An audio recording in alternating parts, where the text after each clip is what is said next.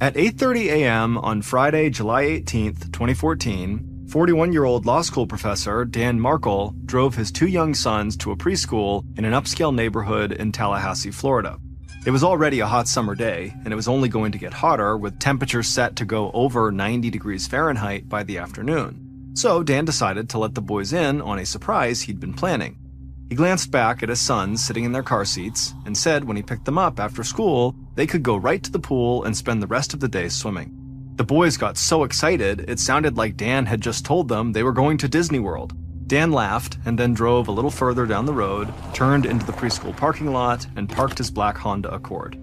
Then he stepped outside, helped his boys out of the car, and walked them both up to the door of the school where one of their teachers was waiting. Dan crouched down, gave each of the boys a hug, and told them he loved them and to have a great day. Once the boys were inside, Dan turned around and headed back to the parking lot and got into his car. Dan was average height with short brown hair and a beard, and he wore glasses. And today, he was dressed for the gym in a red t-shirt and black shorts. But before he went for his workout that morning, he knew there was a phone call he needed to make. So he grabbed his cell phone from the pocket of his shorts, pulled up his contact list on the screen, and stared at the name Wendy. Dan let out a long sigh, and his mind started to wander. Wendy Adelson was Dan's ex-wife.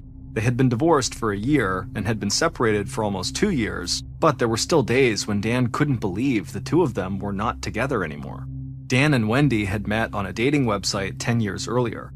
At the time, Dan had been a law school professor at a university in Washington, D.C., and Wendy was a law student at the University of Miami in South Florida. And soon after they'd exchanged a few messages on the dating site, Wendy had decided she wanted to meet Dan face-to-face, so she hopped on a plane and flew to D.C.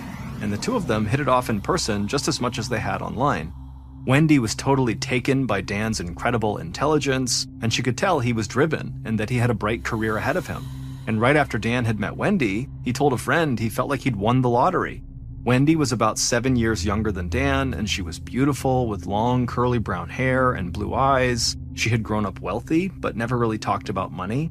Instead, she just talked about how important her parents and her older brother Charlie were to her. And Dan loved that, because he thought family was the only thing more important than work or money. And Dan also loved that even though Wendy was studying to become a lawyer just like he was, she was a lot more fun and more of a free spirit than most of his colleagues in the legal profession were.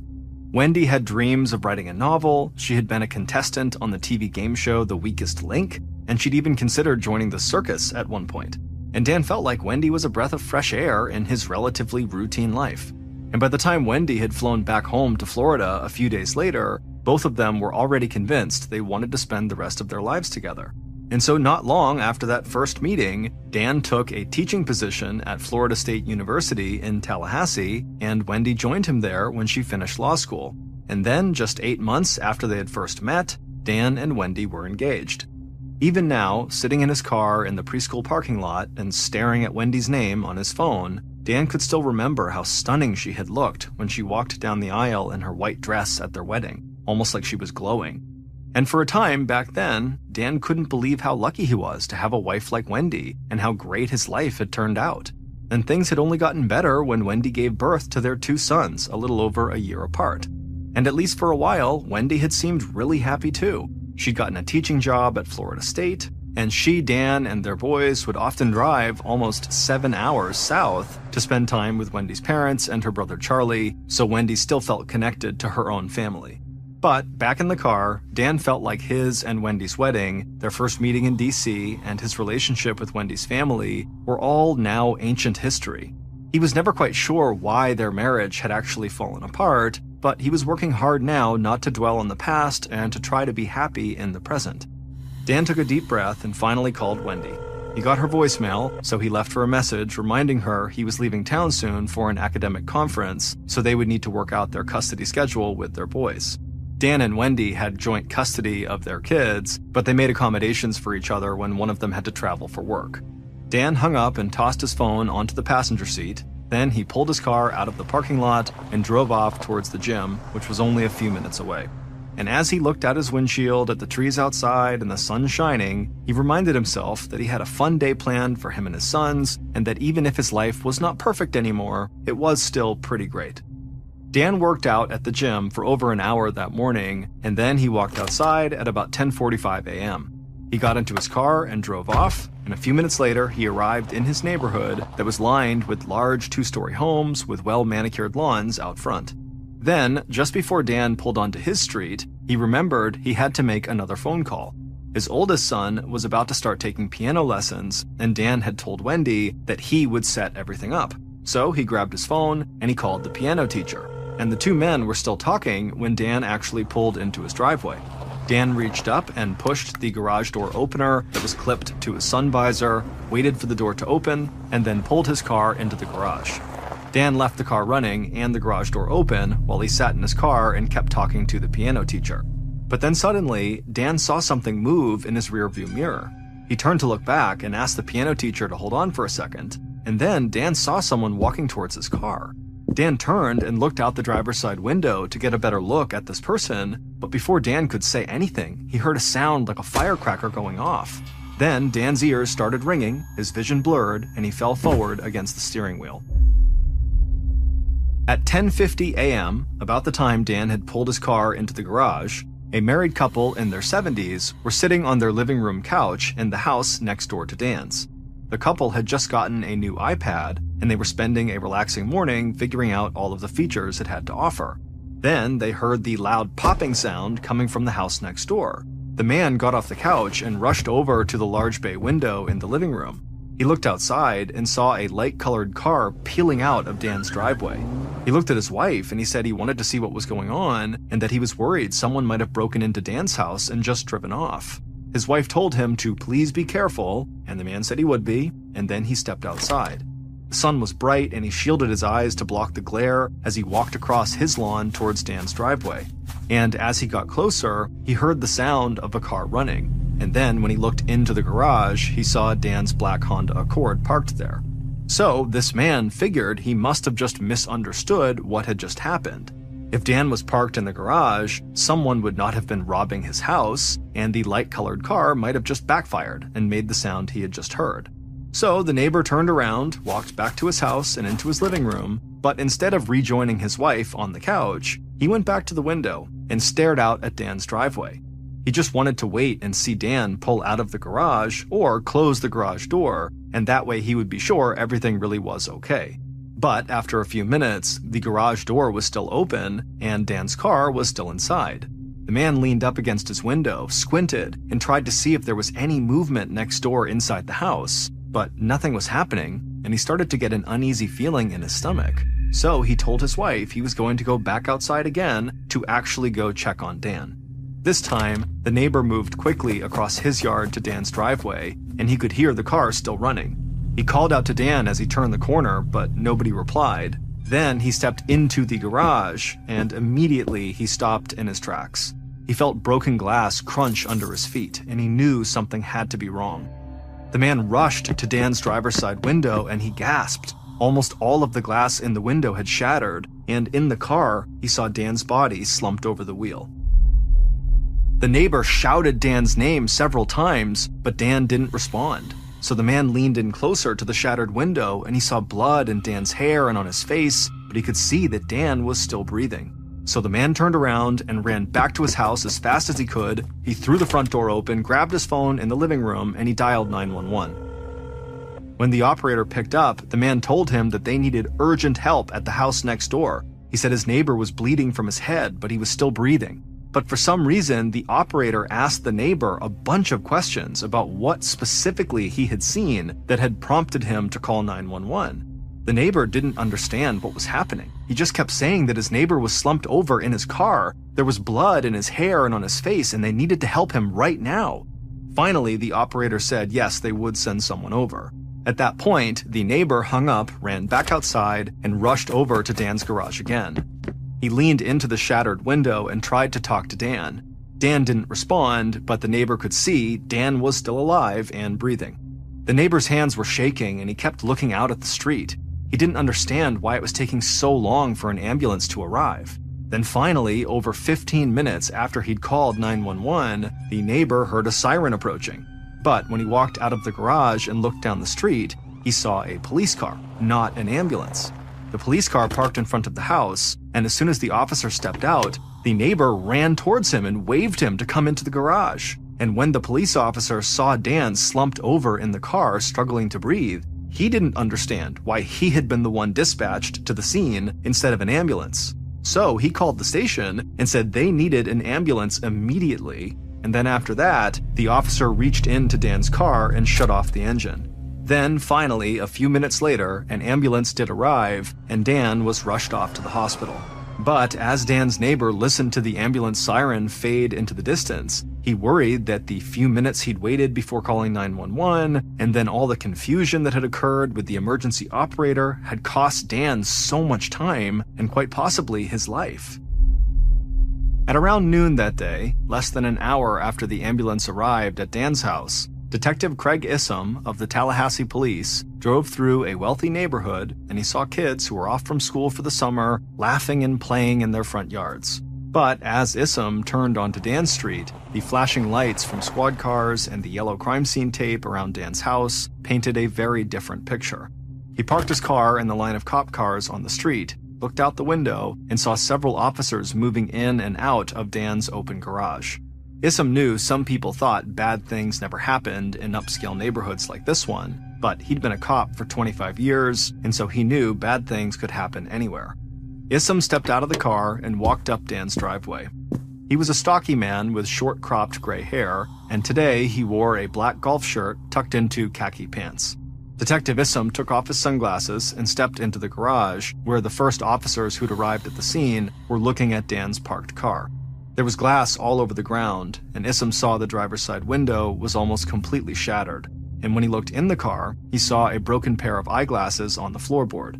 All Issam knew about the scene was that Dan Markle, a well-respected law school professor, had been found slumped over in this car with bullet wounds in his head, and that he had been taken to the hospital.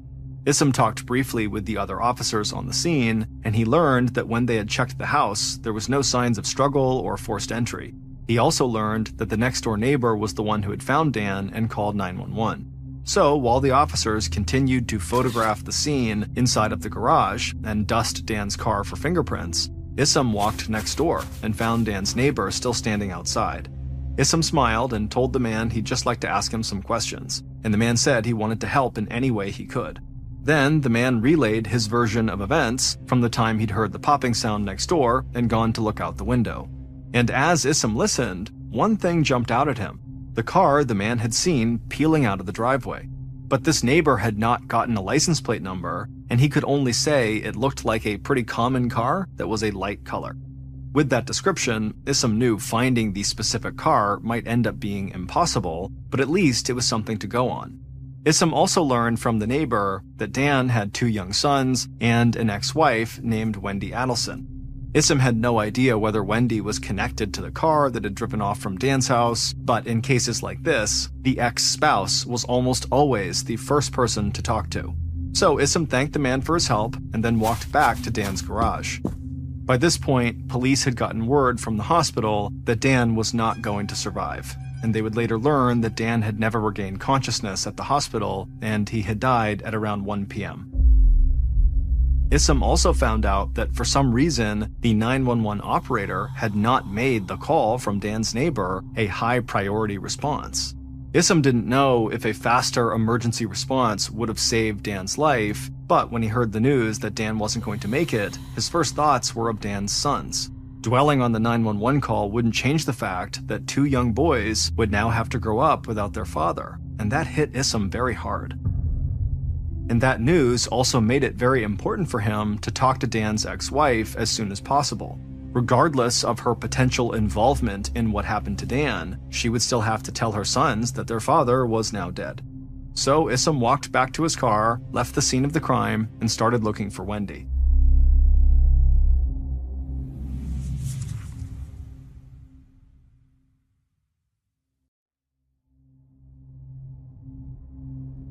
At around 2:30 p.m., about 3.5 hours after the 911 call, Detective Issam pulled into the parking lot of a high-end shopping center. With the help of cell phone and GPS data, police had tracked Wendy down to a popular restaurant that was there.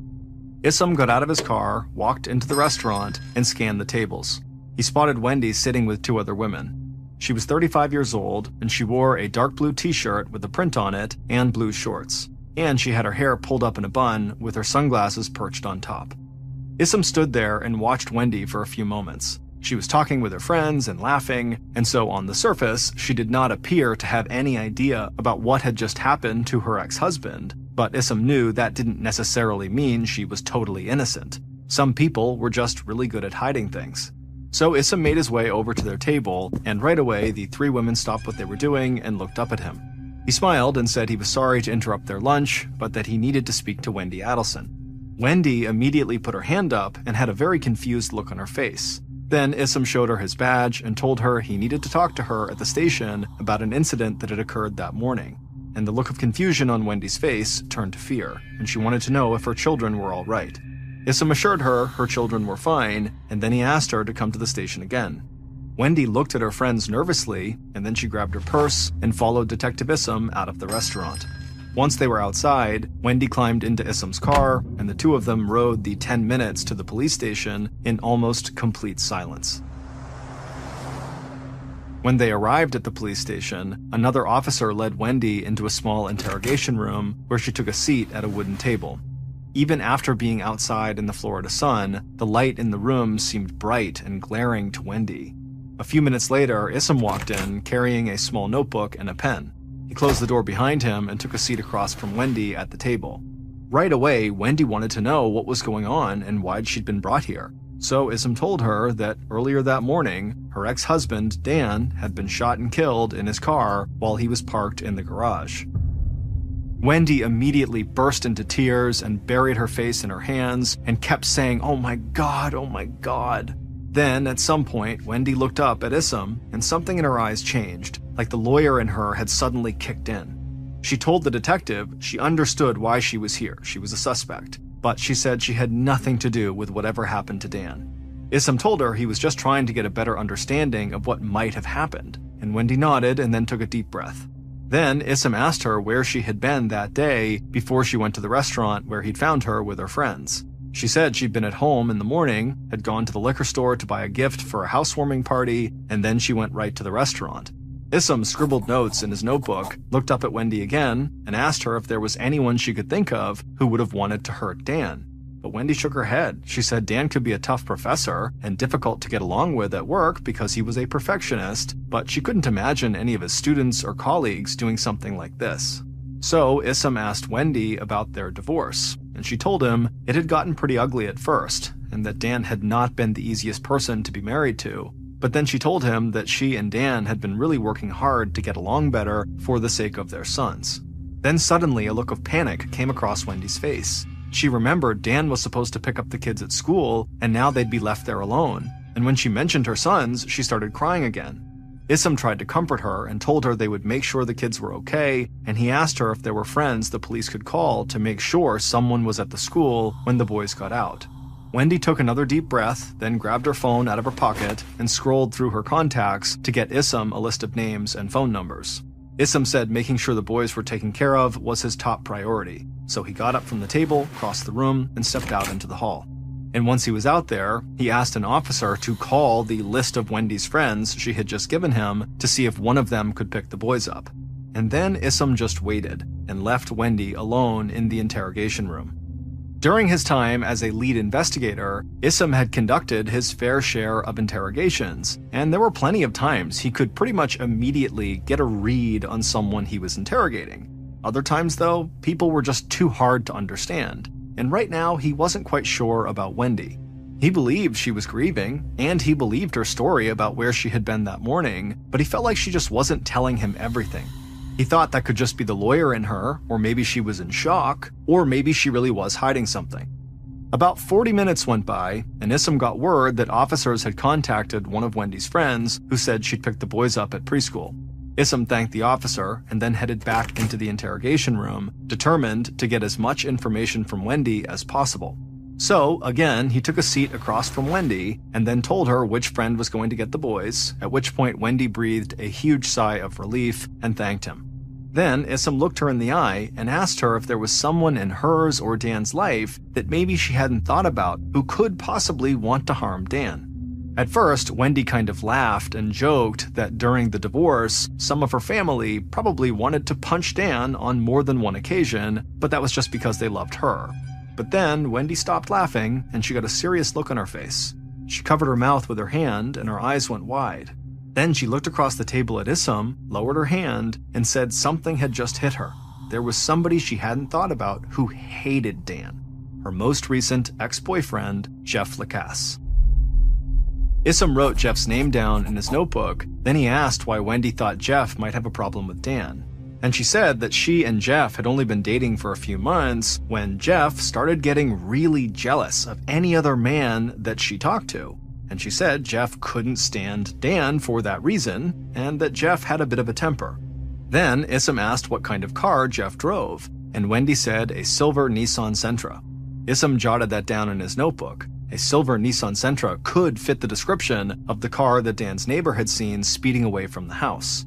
Issam thanked Wendy for all her help, and after 5 hours, her interview was finally over. Issam was a long way from ruling Wendy out as a suspect, but for right now, he really wanted to go talk to her ex-boyfriend, Jeff. After Detective Issam met with Wendy, police contacted her ex-boyfriend, Jeff, who was also a professor at Florida State. Jeff agreed to meet with police, and they arranged for him to come to the station on the afternoon of Monday, July 21st, which would be 3 days after Dan's murder. But on the morning of July 20th, so a day before Issam and his team would meet with Jeff, they walked into a local synagogue and stood at the back for Dan's memorial service. At the service, Issam was struck by the number of Dan's former students who spoke about how much Dan had helped them in school, and how his willingness to push them to always do better had helped them achieve more than they thought possible. But it was the end of the memorial service that would stick in Issam's mind for years to come. Dan's mom stood at the front of the synagogue and spoke about how much she loved her son, and how much he had meant to so many people, not only at Florida State, but to the Jewish community throughout Tallahassee. And then, through tears, she invited Wendy and the boys to come join her. Wendy, along with her boys, made her way to the front of the synagogue and listened to her former mother-in-law talk about how much Dan's children had meant to him. And while this happened, Detective Issam listened to people seated throughout the synagogue start to cry. Then he saw Wendy's mom stand up, cross in front of Wendy's dad and brother Charlie, and make her way to the very front as well. And there she promised Dan's mom, as one grandmother to another, that Dan's family would always have a place in Dan's sons' lives. Issam left the memorial service, and he was taken by how many people that single act of violence in Dan's garage had affected. And as he drove away, he was determined to find out who had pulled the trigger, and he hoped Wendy's ex-boyfriend would help him get closer to the truth.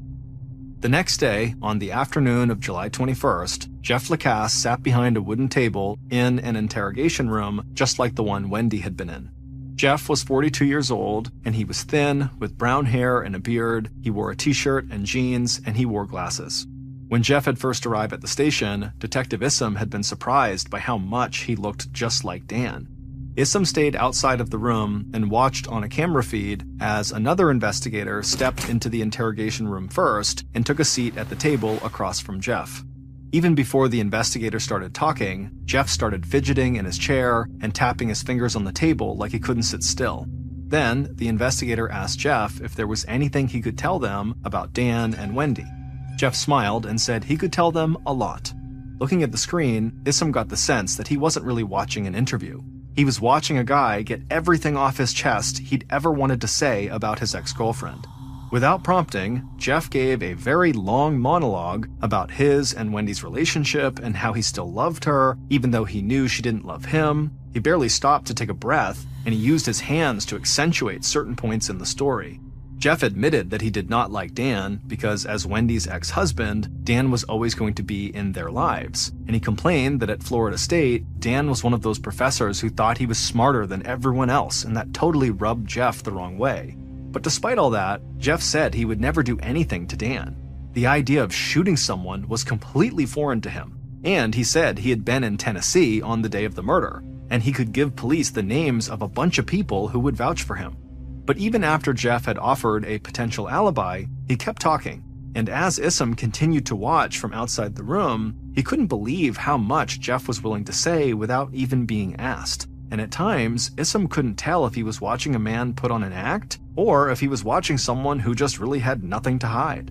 But then, during a rant about how sometimes he felt like Wendy wasn't being completely honest with him, Jeff said something that stunned Issam and the investigator who was actually in the room.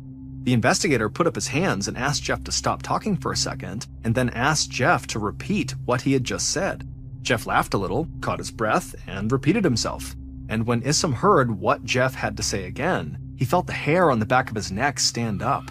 And what Jeff had said would make Issam look at the case in a completely different way than he had in the first few days of the investigation. And Issam's new approach to the case would eventually help police find that mysterious car that had peeled out of Dan's driveway, and that would lead them to who had killed Dan. Some elements of Dan Markel's murder are still under investigation and pending trial. But, based on interviews, evidence at the crime scene, and surveillance camera footage, this is a reconstruction of the police's leading theory about what happened to Dan on July 18th, 2014. A little before 8:30 a.m. on July 18th, the killers sat in a light green Toyota Prius vehicle on the street a few houses down from Dan's house. They were calm, and each one knew their role. The driver would make sure they never lost sight of Dan, and the shooter, who was sitting in the passenger seat with a Smith & Wesson revolver in their hand, would pull the trigger when the time came. Then the killers watched as Dan's garage door opened, and they watched him pull out onto the street with his two sons in the backseat of the car. The driver waited a few seconds and then followed Dan. The driver wound his way through the neighborhood, keeping Dan in their sights without getting too close to his car, like a hunter stalking their prey. And when Dan pulled into a preschool parking lot, the driver found a spot on the street to park and wait. Finally, after Dan had walked the kids up to the school, gone back to his car, and made a phone call, the killers watched him drive back onto the road, and they followed him.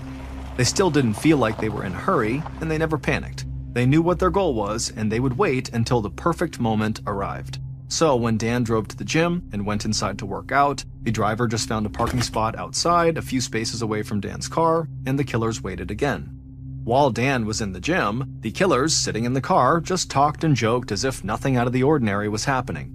And then, after they'd been sitting there for over half an hour, the driver backed out of the parking spot, drove around the lot, and found a new spot. The driver didn't want anyone who had seen the car while walking into the gym to see the car still there when they walked out. Then, after over an hour had passed since Dan had gone into the gym, the driver spotted Dan again, walking out of the gym and back to his car. And at this point, the killers felt like they were getting close. Their sense of anticipation was starting to grow. The killers followed as Dan drove out of the gym parking lot and back into his neighborhood. And as they approached Dan's street, the killers saw Dan make another phone call. Then, at about 10:50 a.m., almost 2.5 hours after the killers had first started tailing him, Dan had arrived home and pulled his car into the garage. At this point, the killers pulled into the driveway and parked the Prius. Then the shooter opened the passenger door, stepped outside, and crossed in front of the Prius. They saw Dan glancing back at them from his own car, so they rushed into the garage before Dan could have a chance to close the door. Then the shooter walked within 2 feet of the driver's side window and saw Dan turning towards them, still holding his phone. So the killer took a breath, raised the gun, and fired. Glass from the window shattered, and the killer threw their arm up to protect their face. The .38 caliber bullet had struck Dan in the cheek and lodged in his ear canal. Dan's ears were ringing and blood ran down his face, but he could still move. So Dan raised his left arm in a desperate attempt to protect himself. But the shooter didn't waste any time. They fired again, and this time the bullet broke Dan's glasses and lodged deep in his skull. At this point, Dan slumped forward. The shooter ran out of the garage, back to the Prius, threw the passenger door open, jumped into the car, and shouted for the driver to go, go, go. The driver gunned the engine, peeled out of the driveway, and sped off down the street. Minutes later, the killers drove out of the neighborhood and onto a highway heading south towards Miami. And when they were far enough from the crime scene, the driver made a phone call to a woman in South Florida and told her everything had gone according to plan. And then that woman hung up her phone and told her boyfriend, Charlie Adelson, that the job was done. It would take Detective Issam, the Tallahassee police, and members of the Federal Bureau of Investigation years to put all the puzzle pieces together, but they would come to believe that Wendy Adelson's brother, Charlie, had paid two hitmen roughly $100,000 to murder his sister's ex-husband.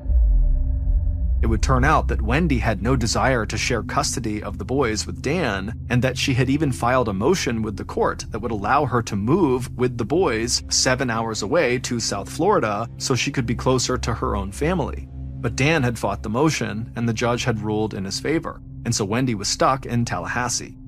As of now, police have never officially tied Wendy to Dan's murder, but her ex-boyfriend Jeff was key in turning their suspicions towards Wendy's brother Charlie.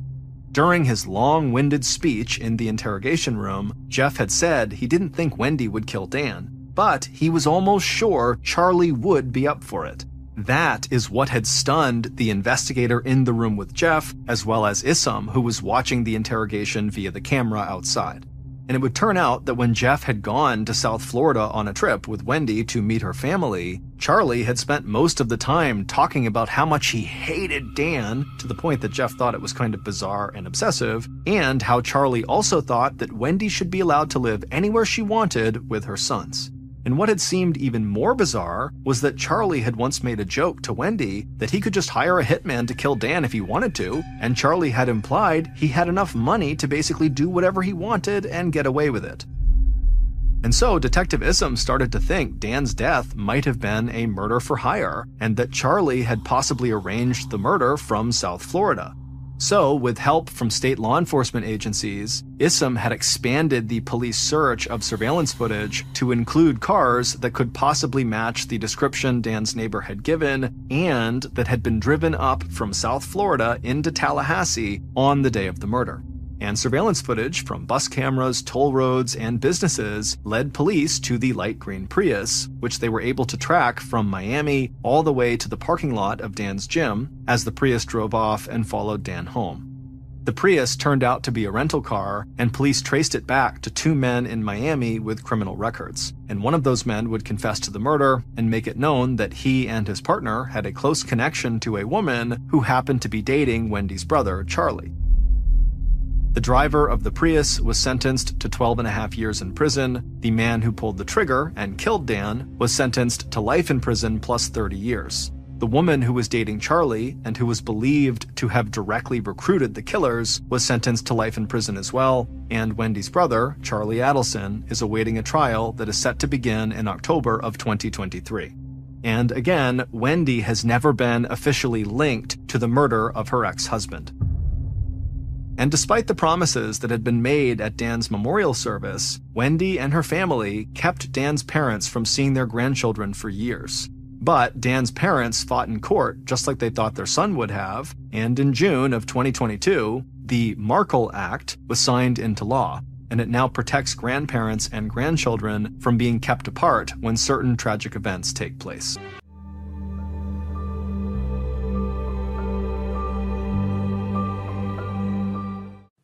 You're listening ad-free on Amazon Music. It was October 10th, 1984, in the small California town of South Pasadena. And for 17-year-old Jimmy Satina, the big news that day was the national sporting event that was going on just 2 hours south at the Jack Murphy Stadium in San Diego. There, California's San Diego Padres baseball team was playing the second game in the World Series against the Detroit Tigers. Not that Jimmy could even watch the game on TV. When the first pitch was thrown at 5:30 p.m. local time, Jimmy was working his part-time shift at Ole's Home Center, a popular family-owned hardware store located in a strip mall on Fair Oaks Avenue, just one town south of Jimmy's home. But Jimmy didn't need to see the baseball game to enjoy it. He could listen to it on the radio and envision everything that was going on. Set to graduate next spring, Jimmy was himself an exceptional baseball player. And while he never bragged about any of his accomplishments, every student and teacher at Pasadena's Blair High School knew that the friendly and popular star center fielder was being scouted by the Chicago Cubs professional baseball team. And as much as Jimmy might have liked to be watching tonight's ball game, he needed his job at Ole's, and it would never have even occurred to him to miss a single shift or call in sick or leave early. As one of 7 siblings, Jimmy had spent years collecting empty bottles and cans so he could use the deposit money to buy his own sports equipment. Now, this regular gig in Ole's houseware department that he'd started almost exactly 1 year ago meant that he'd be able to do more than just buy baseball cleats and gloves and bats.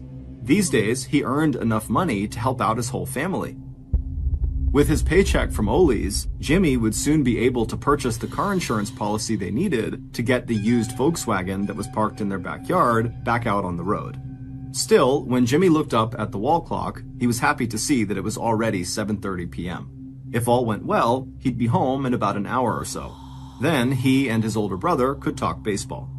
And around the same time that Jimmy was glancing at the clock inside the houseware department, a middle-aged couple and their 2.5-year-old grandson were just pulling into the strip mall parking lot outside of Ole's. Like Jimmy inside, Billy and Ada Deal, the middle-aged couple who had just pulled up, they also knew the hardware store would be closing soon, so they told their grandson, Matthew, that he'd need to wait until after they were done their shopping before they could stop for ice cream at a nearby Baskin-Robbins ice cream parlor. To save time, the grandfather, Billy, would go by himself to the lumber department for the lengths of wood he needed to complete a small home repair project, and his wife, the grandmother, 50-year-old Ada, would take Matthew to the paint department. A few minutes later, as Ada pushed Matthew in the shopping cart along the aisles lined with paint cans, 26-year-old Carolyn Krause looked up from her workstation in the paint department and smiled as she heard William chatting in toddler talk to his grandmother. Carolyn, who was married to a lieutenant in the Los Angeles Police Department, had 2 children of her own, a 3-year-old son and a 2-year-old daughter. Now, Carolyn also glanced at her watch. Her own mother was taking care of her 2 children while Carolyn was at work. But her mom would be stopping by in just a few minutes to pick up the keys to Carolyn's house so she could put the 2 kids to bed.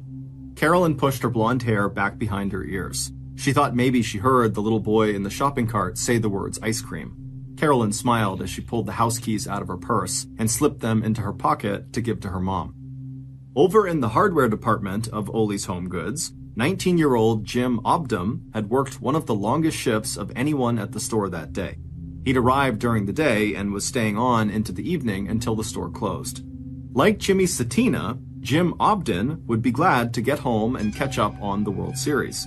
The San Diego Padres had lost the first game the night before, but Jim was betting that the Padres would even the score that evening. Just after 8 p.m., Jim Obdam heard a muffled announcement over the store's public address system. He couldn't understand the words, but that was nothing new or surprising. The sound from the speakers was low quality, and it always echoed in the big open space of the store, which was about 1/3 the size of a football field. And Jim was headed to the front of the store anyway, so if there was any news he needed to know, he'd find out soon one way or another. But before Jim could reach the south-facing entrance, he looked sideways into one of the aisles, vaguely aware of something that seemed out of place.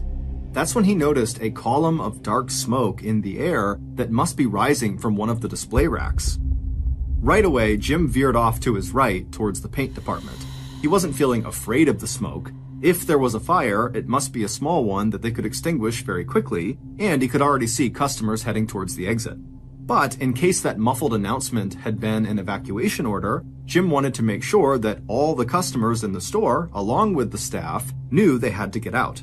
It shouldn't take long, not this close to the time when the store was closing anyway, but he knew how reluctant a lot of people could be to just walk away from a cart full of items they hadn't had a chance to buy yet.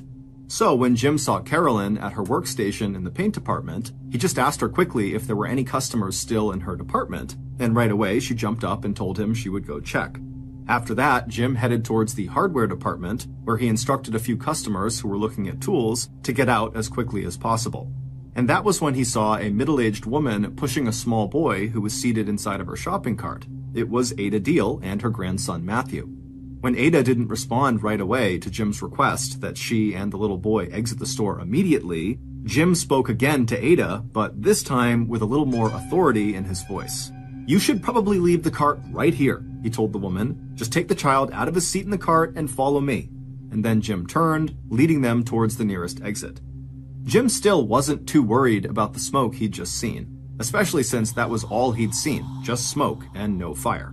But that changed a moment later when he turned around, and for a few seconds, his brain could not even process what he was seeing.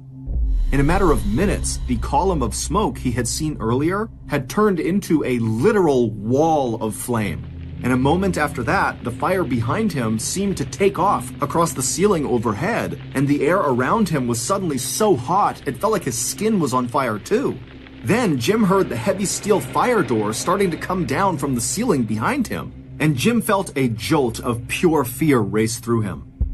Those floor-to-ceiling barriers were only programmed to roll down in the event of a catastrophic fire, one so hot and already so completely out of control that it had already melted the locks in the regular doors. The purpose of this steel fire barricade was to segment the space inside of the open building and confine a fire, especially one that started outside of business hours when the building was empty, to just one part of the building. But if those doors were coming down now, while staff and customers were inside, the barricades cut off access to the fire emergency exits around the edges of the building that led to the outside.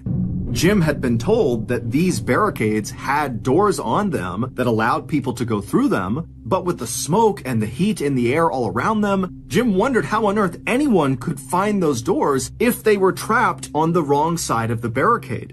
And as Jim is thinking about this, he realized he was all alone. The woman and the little boy she was with, they were nowhere to be seen. A second later, there was a popping noise and the lights in the building went out. When Ada's husband, Billy, heard the muffled announcement come over the public address system at 8 p.m., he was still in the lumber department picking out the 2x4s he planned to buy. Billy could not make out the words he was hearing, but when he looked at his watch and saw the time, he automatically assumed that customers were being reminded that the store was about to close. And Billy could already see people starting to head for the front of the store, some of them just leaving their carts behind them. And even after a young man jumped down from a forklift truck he'd been operating and yelled, "My God, it's a fire!" It was like Billy's mind refused to believe it. Billy felt like nothing could be wrong. He didn't see a fire, and he certainly didn't smell any smoke. But a moment later, Billy saw several people running through a fire door and heading in his direction. Billy took a few quick steps forward until he could actually see through this fire door into the west side of the building. And when he saw the huge cloud of dark smoke, he had only one thought. Where was his wife and grandson? Turning around, Billy ran as fast as he could towards the opposite fire door, the one closest to where he knew Ada and Matthew had been shopping. But when he looked behind him, just a few seconds later, back towards that fire door, the cloud of smoke that he had seen had somehow turned into a raging column of flames licking from floor to ceiling. As Billy screamed Ada's name, he was praying that his wife and grandson had already left, heading out to safety through the same front doors they'd used to enter Ole's just 30 minutes earlier. But when Billy looked outside those doors now, all he could see were the flashing lights of a fire truck that had just pulled up to the curb. A few minutes after 8 p.m., when Jim Obden staggered out of the home center through one of the emergency exits, he was covered in soot from the smoke and fire, and his arms, neck, and ears had suffered second and third degree burns. After the lights had gone out, Jim Obden had fallen to his hands and knees, and choking on the smoke in the air, he'd crawled along a wall until, by pure luck, he'd found an emergency fire exit and gotten outside.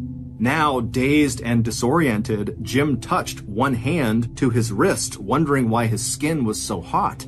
But the skin he touched just peeled right off his arm and fell to the ground. By the time the first 6 firefighters had jumped off engine 81, flames were hissing and rolling out from under the southeast door of Ole's Home Goods. On the 3-block drive from the fire station to the hardware store, all the fire captain had seen at the roofline where Ole's was located had been a thin blanket of haze.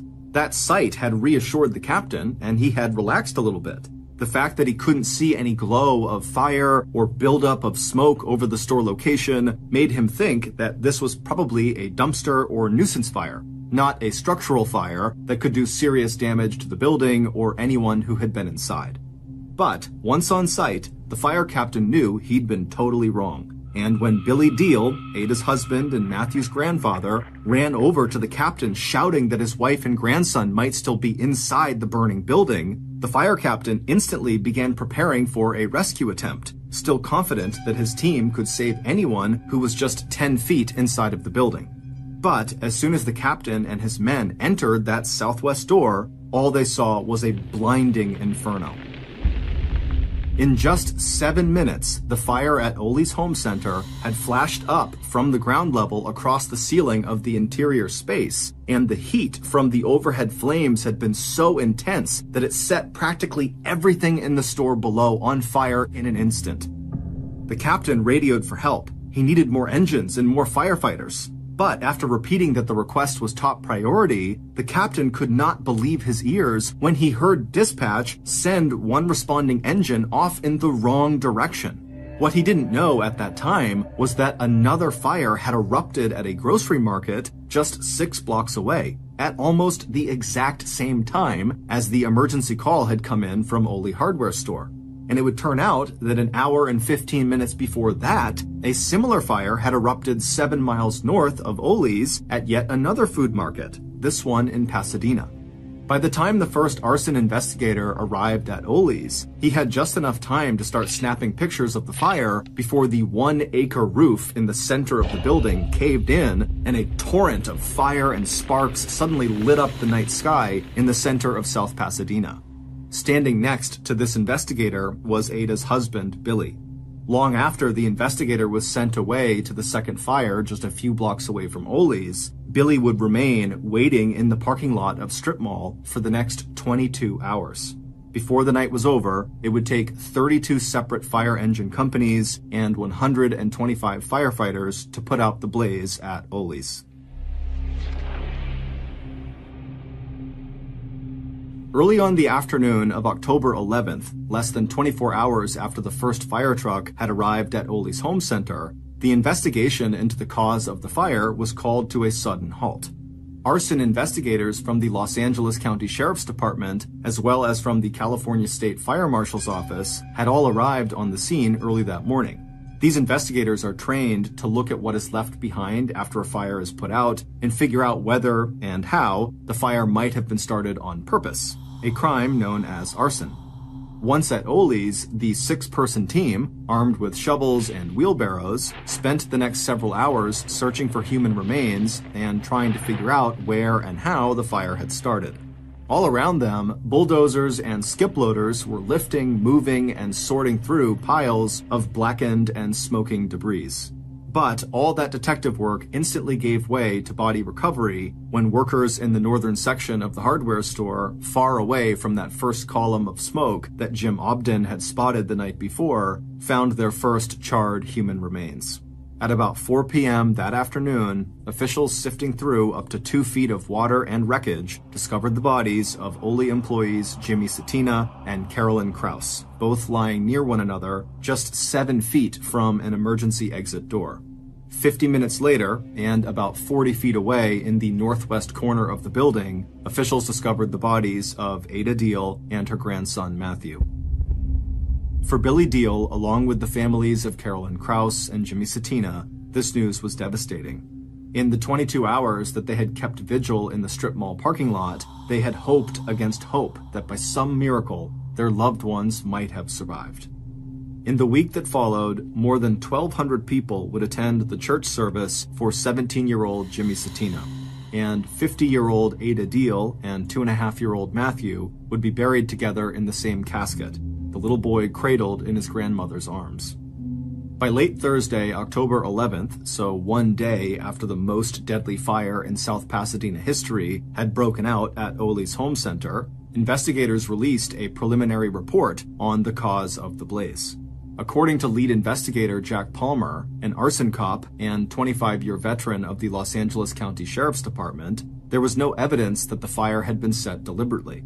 Instead, Sergeant Palmer theorized that the fire was accidental, and that its point of origin had been an electrical fire that started in the store attic. But not everyone who had examined the scene at Ole's on the day after the fire was fully on board with the official report. According to an investigator with the California State Fire Marshal's office, the fire had to have started somewhere inside the building close to the ground floor, And even though the fire itself had destroyed any real clues about its origin, Jim Allen was not ready to rule out the possibility of arson, and he filed his own report that listed the cause of fire as, quote, undetermined, end quote. And soon, the state fire marshal investigator had a very powerful ally who was even more vocal in disagreeing with the official line that the Ole fire was accidental. 35-year-old John Orr, the investigator who had stood next to Billy Deal in the parking lot on the night of the fatal fire, had straight out told the family of fire victim Carolyn Krause that he believed the fire was an act of arson. And John was someone whose opinion carried a lot of weight among firefighters and arson experts. After joining the Glendale Fire Department as a firefighter 10 years ago, John's ability to ferret out the causes of suspicious fires had eventually earned him his job as arson investigator. When John stepped back and looked at the events of October 10th, what he saw sounded all of his alarm bells. 3 fires at 3 retail stores, all during business hours. His own investigation into the 2 smaller fires at the grocery stores on October 10th had shown that they were most likely set deliberately in racks full of potato chips, an oil-saturated food that would catch fire and burn quickly. But even though there was no such point of origin at the Ole Home Center fire, and even though the Ole fire had been much, much more serious, John did not like what he considered a pattern among the 3 fires. So even after the Los Angeles County Sheriff's Department closed the books on the Ole Home Center fire, John decided to keep digging. And a few days after the fatal Ole Home Center fire, Orr believed his suspicions were confirmed when arson investigators responded to a fire at the Building Emporium in North Hollywood. There, they found a low-tech but very effective time-delay incendiary device pushed into a stack of highly flammable polyfoam, a petroleum-based product used as stuffing in cushions and mattresses, that burns violently when it catches fire. The incendiary device was a piece of yellow-lined notebook paper wrapped around a cigarette and 3 unlit matches, the whole thing bundled together with a rubber band. Once the cigarette was lit, an arsonist would have up to about 15 minutes to flee the scene before the cigarette burned down and lit the matches, which then lit the notepaper on fire, which eventually lit the foam and created a raging fire. As John read through the report on the Building Emporium fire, he thought of the fire at Ole's and how easy it might have been for an arsonist to have used that same low-tech incendiary device to set the fire that had claimed the lives of 4 people. But by then, the South Pasadena Home Center had been completely cleaned out, and it was just too late for John or anyone else to go back and look for any evidence that might support this new theory of how the Ole's fire might have really started. But if John was right and the bundle of matches, cigarette, and notepaper began to show up at other fires, then he and his colleagues had a very scary problem on their hands. It was possible that arson investigators might find themselves hunting for a serial arsonist. But in the months that followed the devastating fire at Ole's, it looked like maybe John was wrong.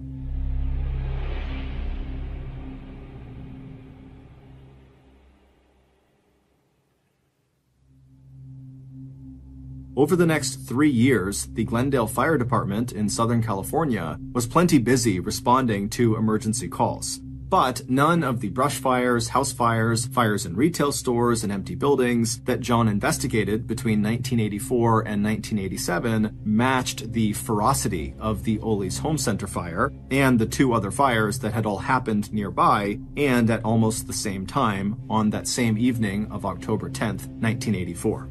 But starting on January 13th, 1987, all that changed.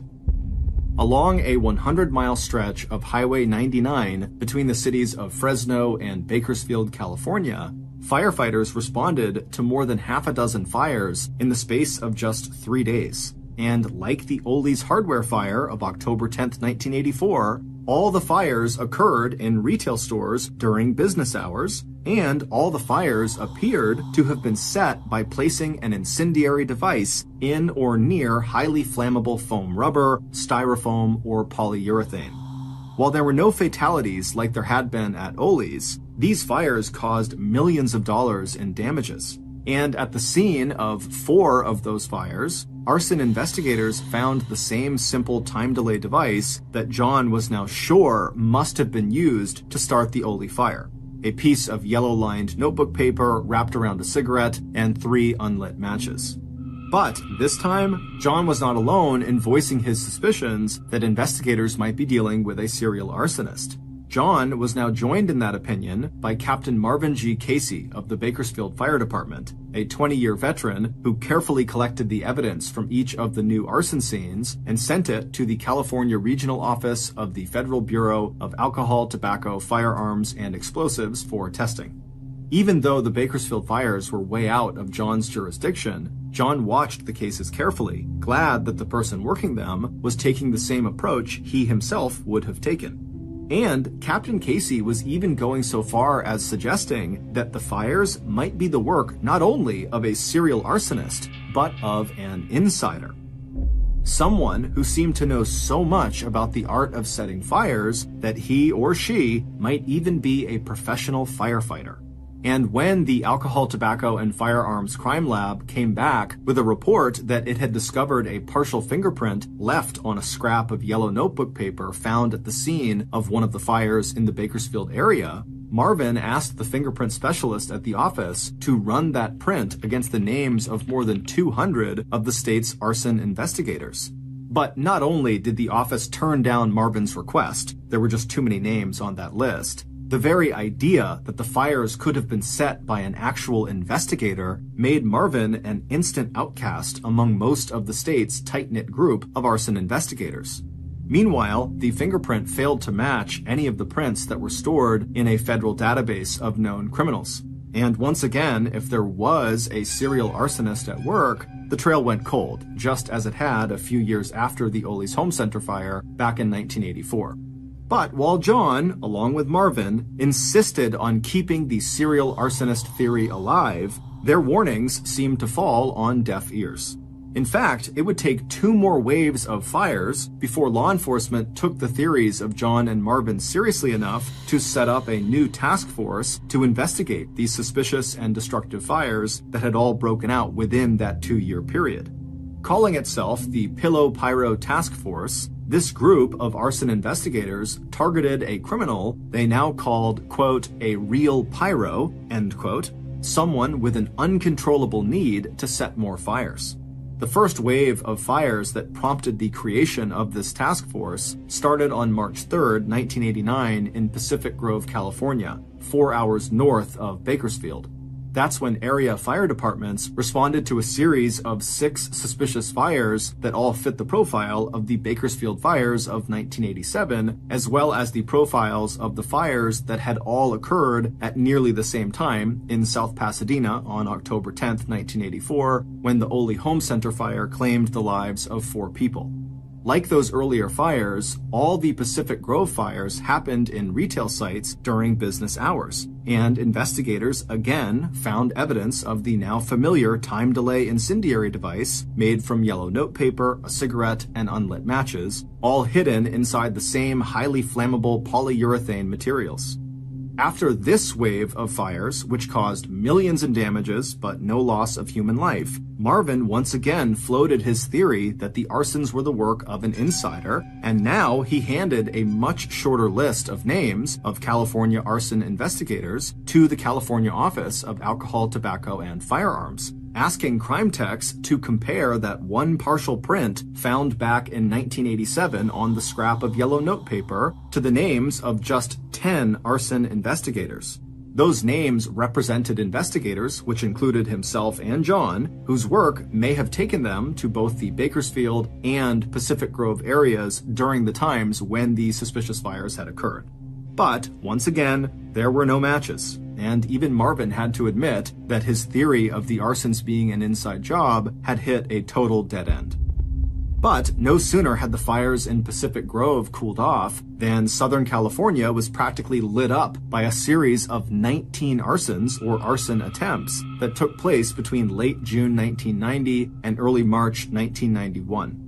This 9-month-long wave began on June 27th with a brush fire that broke out in the College Hills area of Glendale, destroying 30 homes and severely damaging another 37 properties. And this time, it was John who was called to the scene and who eventually uncovered evidence that the devastating College Hills fire had probably been caused by the incendiary device that was by now a signature of the serial arsonist that would soon be the quarry of the Special Pillow Pyro Task Force. More was yet to come in December when 7 retail stores in the Los Angeles and North Hollywood area went up in flames all within 3 weeks of each other, followed in March by 8 suspicious fires in Hollywood, 5 of them set on the same day, March 27th. But even after finding the signature incendiary device that John now believed traced all the way back to 1984 when Ole's home center burned to the ground, it wasn't until April 17, 1991, more than a year after the Pillow Pyro Task Force was formed, and 7 years after the fatal Ole's home center fire, that law enforcement finally got the tip that would eventually help them uncover the identity of one of the most prolific serial arsonists of the 20th century. But first, the Pillow Pyro Task Force had to catch their suspect red-handed, actually setting a fire or somehow revealing themselves as the arsonist.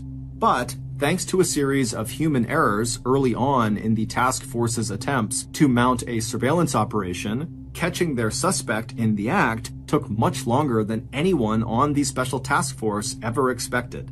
Because right after they got their first good piece of information, their suspect was seen stopping at a drugstore to buy cigarettes and matches. The task force surveillance team was horrified to see the suspect look under the back bumper of the car they were driving and discover the location tracking device that the surveillance team had installed to monitor and record their suspect's movements. After being in place for only just a couple of days, the device had come loose, and the suspect had quickly spotted the device antenna that was practically dragging on the ground. Now, not only was the suspect on notice that they were being watched, the publicity surrounding the devastating series of fires in College Hills seemed to have scared the arsonist into putting away their matches, cigarettes, and yellow-lined paper. And for the next several months, all investigators could really do to build their case was to show employees who had been working at the time of various arson fires that had taken place in the last 4 years to see if any of those employees could pick the suspect out of a photo lineup. Even John and his colleague Marvin, who had long suspected the presence of a serial arsonist in Southern California, had no new ideas or information to offer frustrated investigators, except to say, hurry up, because it was only a matter of time before this arsonist would feel compelled to strike again, no matter the risk of discovery. And in the meantime, the Glendale Fire Department had plenty to do, putting out the brush fires that were burning up the surrounding dry fields and hillsides, along with a suspicious fire that had burned down a stage set at Warner Brothers studio in Burbank. The fire at Warner Brothers happened on November 22, 1991, a full 7 months after the Pillow Pyro Task Force had identified its new suspect. If, as John suspected, that fire had actually been the work of that suspect, it meant that their serial arsonist was back in business. And in the end, as John had predicted, it was the arsonist's growing need to go to the scene of the fires they had set that led to the suspect's capture and arrest. Just 1 day after the fire at the Warner Brothers studio, the suspect popped up on the scene of 2 separate arson fires before the location of the fires had become public knowledge, even for someone listening in on an emergency frequency scanner. And by December 4th, 1991, task force investigators were knocking on the door of the so-called Pillow Pyro serial arsonist, whose crimes now included the destruction of millions of dollars worth of property and business revenue, and the fire-related deaths of 4 people back in the fall of 1984 at Ole's. Based on police interviews and evidence discovered in the suspect's car and home, here is a reconstruction of what happened on the night of October 10th, 1984 at Ole's home center in South Pasadena, and here is how the arsonist was able to go from that night and set thousands more additional fires throughout Southern California. Back on a cool, clear night in early October 1984, the arsonist stepped through the front doors of Ole's home center on Fair Oaks Boulevard. But before setting the fire they had planned so carefully, the arsonist allowed themselves the pleasure of walking through the store aisles and enjoying the open space plan of the building.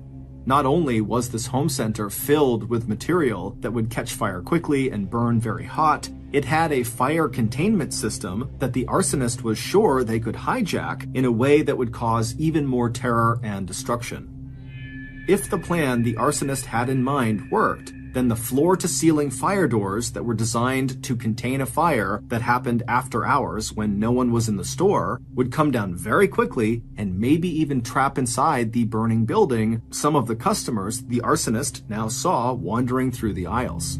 Those customers included a middle-aged woman and a young boy who probably wasn't even 3 years old yet. The arsonist fingered the incendiary device inside of their pocket. It was simple and elegant, and just feeling the cigarette and matches rubber-banded together inside of the piece of rolled-up yellow notepad paper gave the arsonist a thrill of sexual excitement.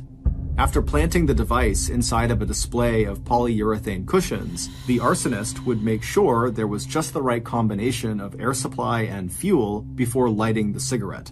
Then, the arsonist would have 10 to 15 minutes to stroll casually out of the store before the matches and paper caught fire and transferred that small but hot flame into the surrounding foam.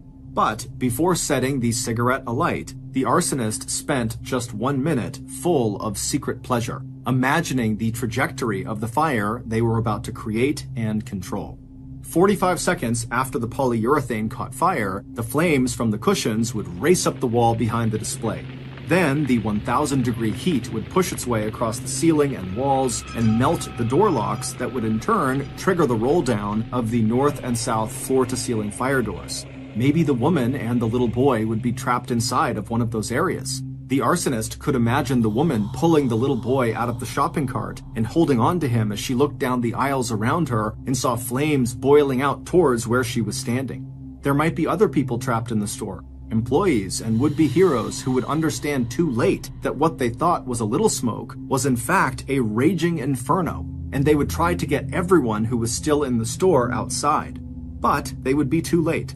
By the time the fire shorted out all the lights, it would also burn through the ceiling into the attic, where the hot flames would find a fresh source of oxygen that would cause the fire to become even more intense and even more deadly.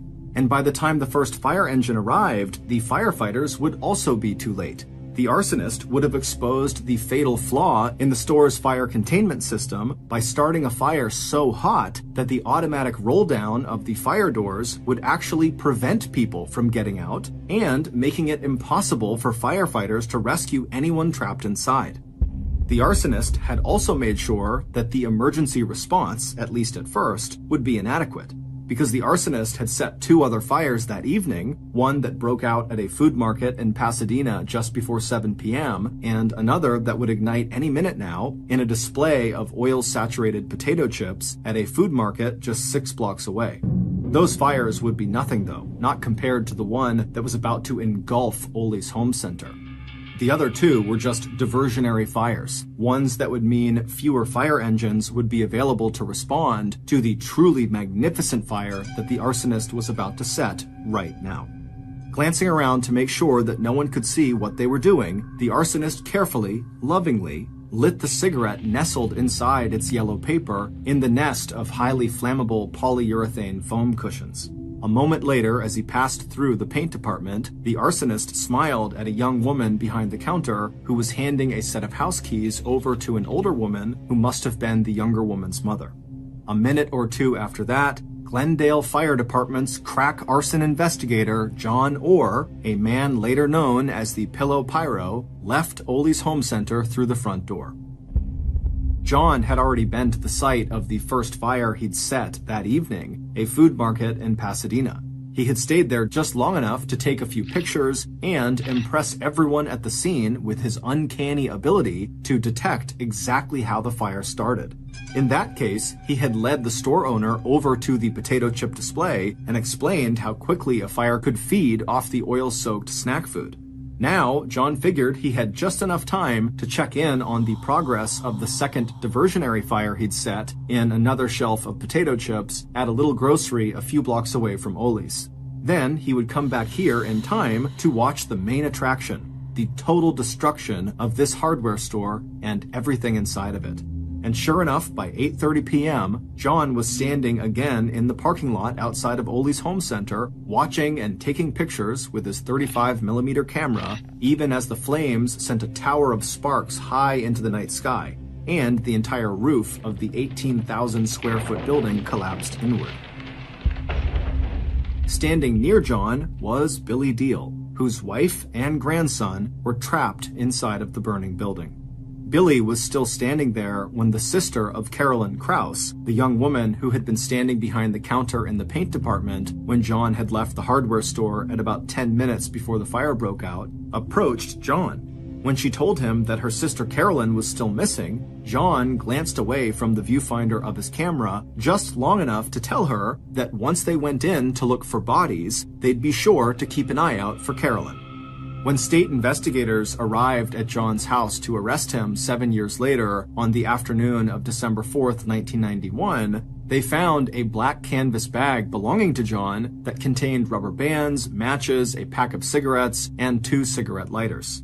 And under the floor mat behind the driver's seat in the city car John drove, investigators recovered a pad of yellow-lined notepaper. But it would turn out investigators had already discovered the key pieces of evidence that would eventually put one of California's most respected arson investigators behind bars.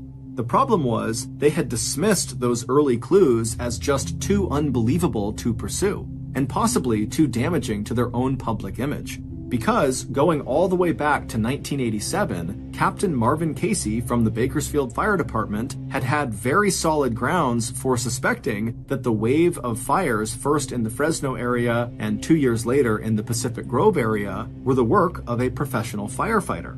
Because when Marvin had mapped out the time and location of those fires, he had discovered that each wave was clustered around a regional conference attended by state arson investigators, including John Orr.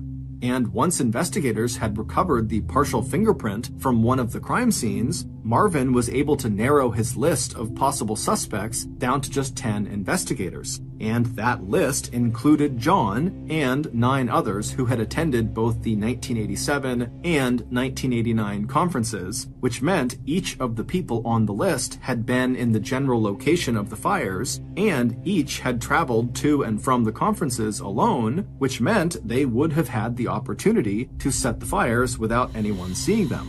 But due to a mistake at the Bureau of Alcohol, Tobacco, and Firearms Crime Lab, crime techs failed to match the recovered print to the print they had on file for John Orr. It was a mistake that would allow John to continue setting fires for another 4 years.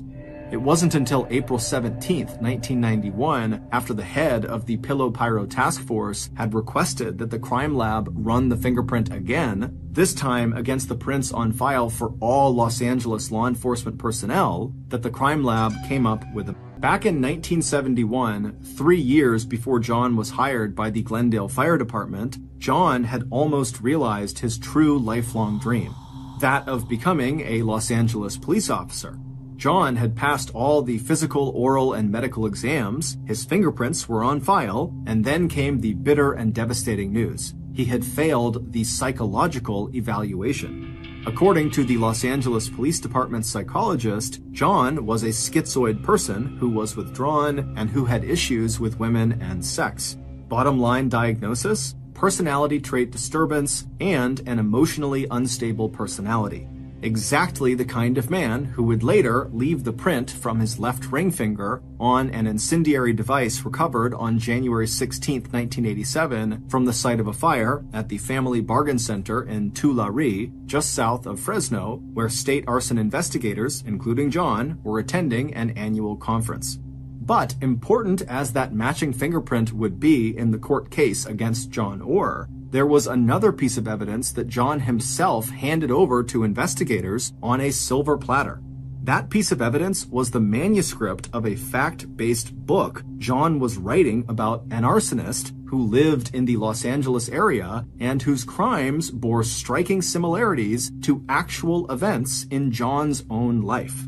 John had started writing the book back in 1990, and it wasn't long before he was sending out letters to editors and publishers asking if they would buy it.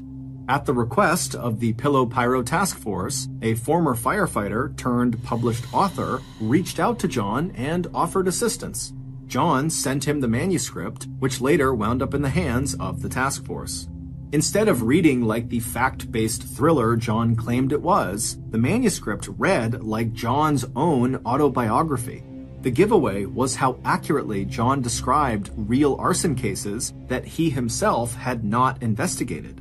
The only way he could have known so many details that had been withheld from the public or left out of official accounts was if John himself had set the fires that he had written about.